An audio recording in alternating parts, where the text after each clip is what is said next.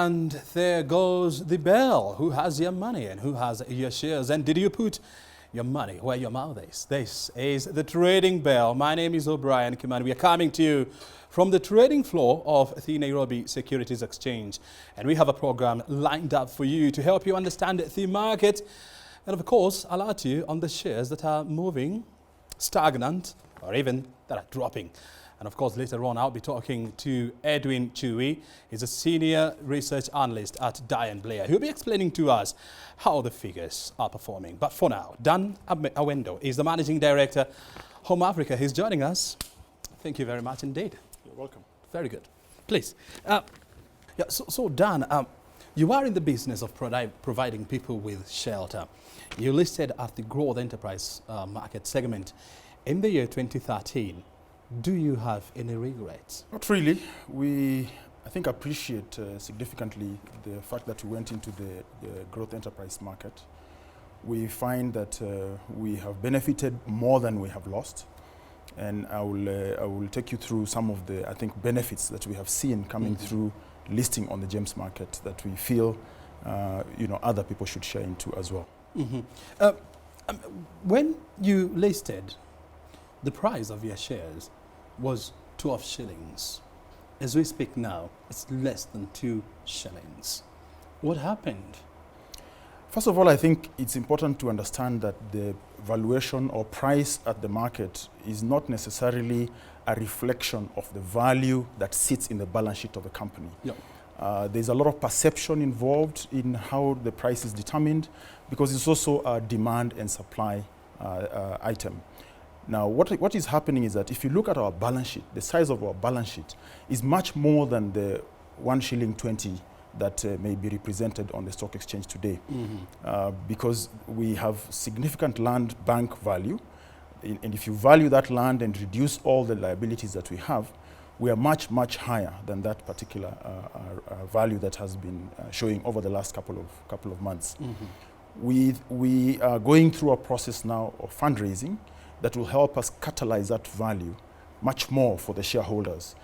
We believe that once we finish with the fundraising process, all the land bank will then be converted into finished property that can be sold to the market.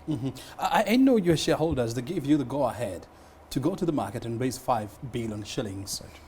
Have you been approved, or have you approached the market regulator for the same?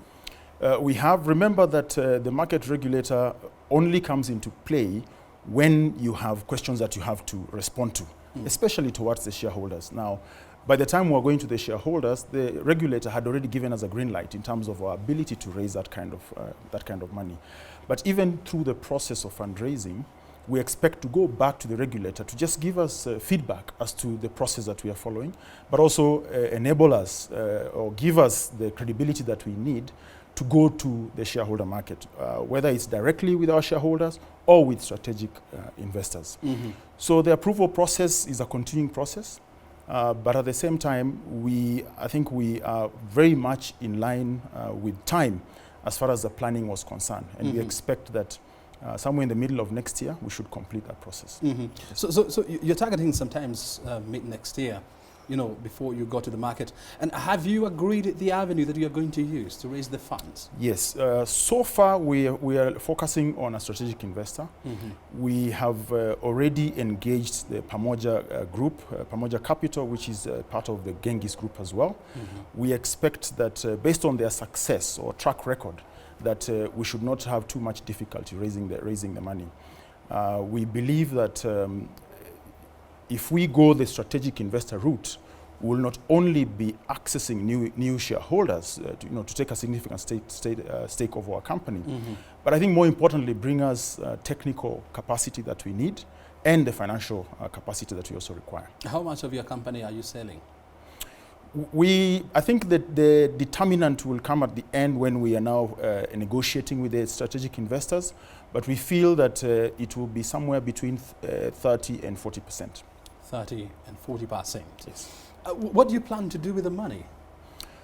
We currently have 3 projects. Our largest project is Miga Golf Estates, which is 774 acres. We expect to put between 1.5 and 2 billion shillings there. We have a project in Kisumu called Lakeview, 96 acres, we hope to put in about 1.5 billion shillings there. And in the balance, we have a project in Tiwi, which is in South Coast, where we expect to put the balance. Now, those projects will not consume all that money. We believe that a lot more money is required for all of those projects, but this is a seed that we're going to use as we invite other strategic investors, specifically project JV partners, to come and invest with us. Let's talk about your flagship project, that is Mega. Yes. It is running behind schedule. Has this somehow affected your business? It has to an extent. The delay was really occasioned by capital raising issues.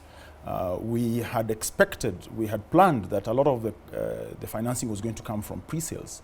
But as you may know, over the last 2 years, sales in the real estate market have been quite dry. And so it required us to go back to the planning table and start looking at funds from elsewhere. So yes, it may have delayed, but we have now started the process of, we are now back on site. 2 months ago, for example, the road network is already being worked on. If you go to the site today, the front area is already cabrod. We expect that project to go on for the next 24 months. We have already fully paid for that road network and is expected to be delivered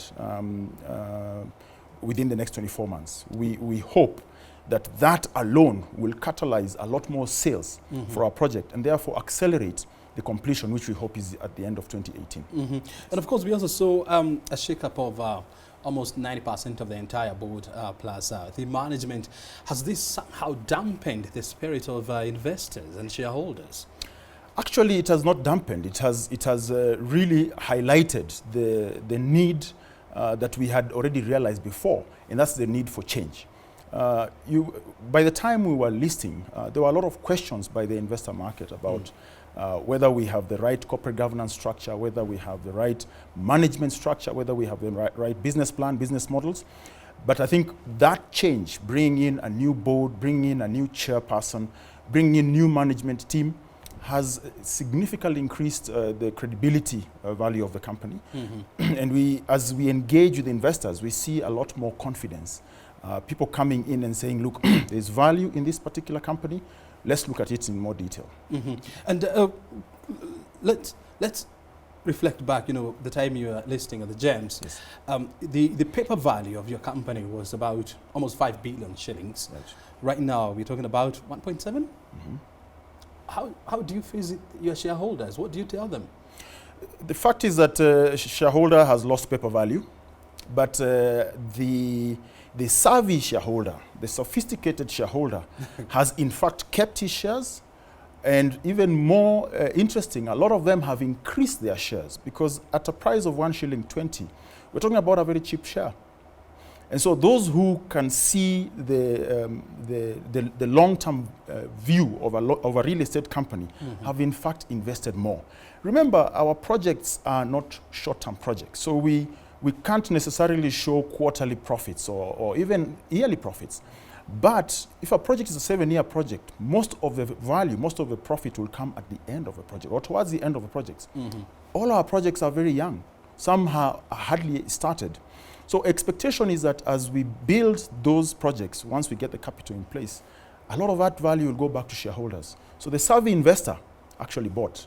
The savvy investor has actually kept their share. Dan, because we have to come to the end of this interview, I want to find out from you, the market is somehow becoming saturated with a lot of supplies.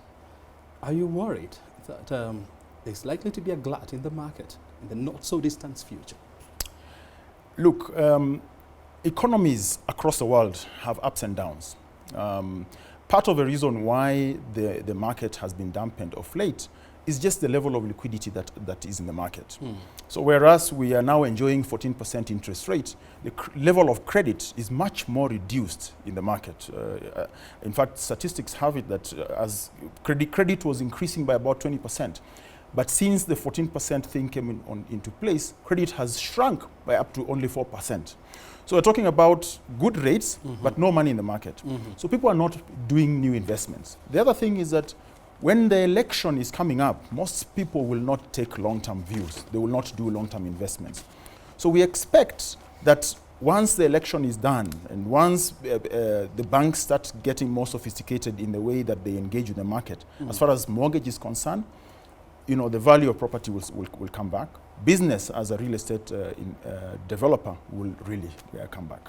Dan, thank you very much indeed for joining us here on the Trading Bell and of course sharing your knowledge with us. You're welcome. Thank you. Appreciate it. Bye-bye. Dan Awendo, Managing Director, Home Afrika, joining us here. Remember, Home Afrika was the first company to list at the growth enterprise market segment. That was back in the year 2013. He's joining us here to discuss the future and the current challenges that the company is facing. You have heard it from him. This is the Trading Bell.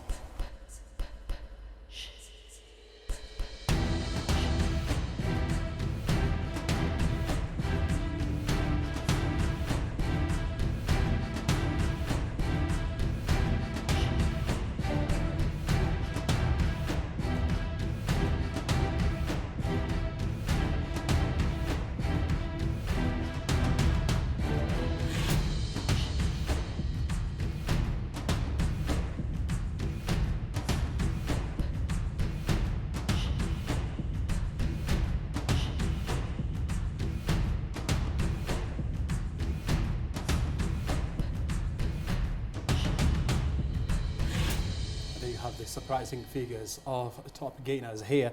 And we're joined by Edwin Chui. He's a senior research analyst at Dyer & Blair. Thank you very much indeed for joining us. Now, I'm going through the top 5 gainers, and I'm surprised because Nairobi Securities Exchange just the other day, they issued a profit warning. They have featured in the top 5 gainers. We have East African Portland Cement, the same. What is not happening? Is there a serious speculative tendency here? It's actually going to be a very speculative month, I suspect, in part because we do not really have anything in way of company announcements or corporate actions, they're called, that are likely to create market visibility towards various sectors. And the other problem we have is that a lot of the major market players, you know, the big institutional clients, are probably holding back now because they are either closing their books or they either do not see a guarantee of an appreciation before the election. So that is one of the things that has been factored in. And once you take those people out who trade on fundamentals, then you're left with day traders who most likely trade purely on speculation. And you're right, if you look at the counters listed, you have, you know, counters that have been actually making a loss, you know, like East African Portland Cement. You have, you know, EGAT, you have NSC that already had a profit warning. But it can make sense to a point. You know, if you take NSC, we do expect that when the market turns, they're actually going to experience a very huge appreciation. We also expect them to come into the market with the new products. They've been sort of prepping to bring in derivatives anytime now. And that is going to be sort of another point that can actually enhance the counter. So it does sort of add up that people would actually speculate on NSC right now. It's maybe a little bit unclear why they would speculate on East African Portland Cement, especially because we haven't received any guidance on how the key issues are going to be addressed. But on the other hand, TransCentury, we know they have had a new private equity investor coming. They are now majority shareholder. We know that they are likely to convert or are in the process of converting the remainder of the bond to some sort of a loan, which should sort of maybe help them in terms of their finance cost. And so we do expect that, you know, in the medium to long term, say 2 to 3 years, the TCL is going to be actually back up. So it does make sense that people would speculate on TransCentury. And finally, I guess the one thing I can say is that if you're expecting a major announcement, if you're expecting TransCentury to come out at some point and say, this is now the new plan we have, then you can go in now hoping to get out. I think we have seen that situation with Kenya Airways when we had the news that Michael Joseph is going to be the chairman at around 4 bob. People came in and went to 6 bob and started getting out. It's still a very fair trading strategy, if you ask me. I want you to talk about you know, the top losers. My surprise security of the day is Flame Tree Group Holdings. Why is this happening? Flame Tree is one of those stocks that I actually choose to call a good company, but maybe a bad stock. And I see a bad stock maybe a bit lightly, just because when I think about Flame Tree, well, I'm an analyst, I know what they do. But people out there, if you tell them Flame Tree, it's almost difficult to associate Flame Tree with something, maybe a product, a personality. Cosmetics. Yeah, so I know they do rototanks, I know they do beauty products, I know they do candy and biscuits and stuff like that. But that's not very visible to the investor out there. You know, if I say something like Equity Group Holdings, everyone is going to think either of James Mwangi, the person credited with its success, or Equity Bank Kenya. But Equity Group Holdings is actually more than just the Bank of Kenya. They have, you know, a lot of other businesses they are doing. They have, you know, an insurance product. They're in brokerage. They have subsidiaries in other countries, and all those are sort of contributing to their performance. Thank you. Yeah. All right. Okay. Edwin, thank you very much indeed for joining us here. You're welcome. Edwin Chui is a senior market analyst at Daya, and Blair joining us here on the Trading Bell to help us understand the market. This is the Trading Bell.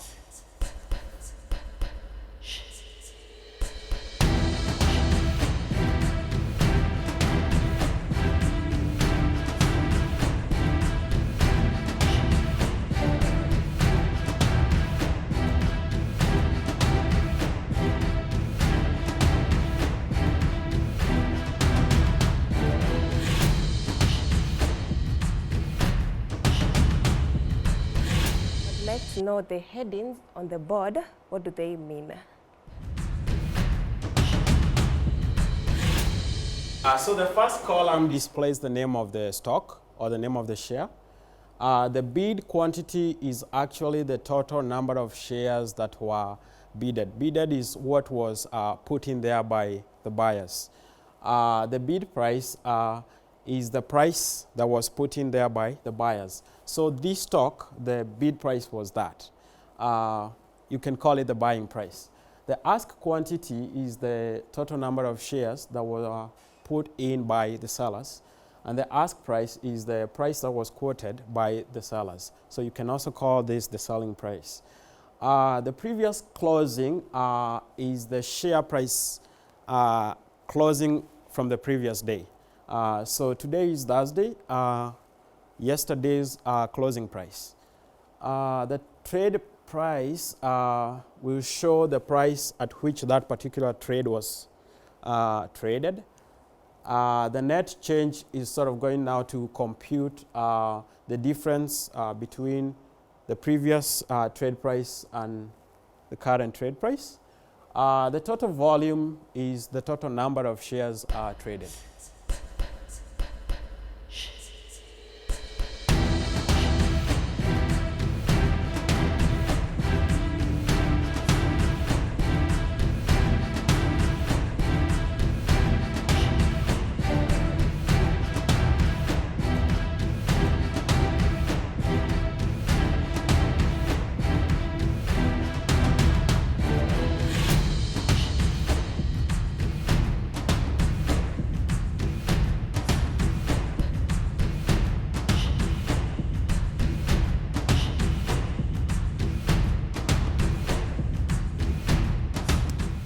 Well, interesting fact about the Nairobi Securities Exchange. The question is, where were you when the telephone lines were in vogue back then? Well, and with that, we come to the end of the Trading Bell for this evening. Thank you very much indeed for joining us. My name is O'Brien Kimani. My Twitter handle is at O'Brien Kimani. And of course, our program Twitter handle is at The Trading Bell. Facebook page is The Trading Bell TV Show. Our SMS line is 22162. You can as well follow the conversation. Our hashtag is hashtag Trading Bell. You can send in your questions or even your compliment.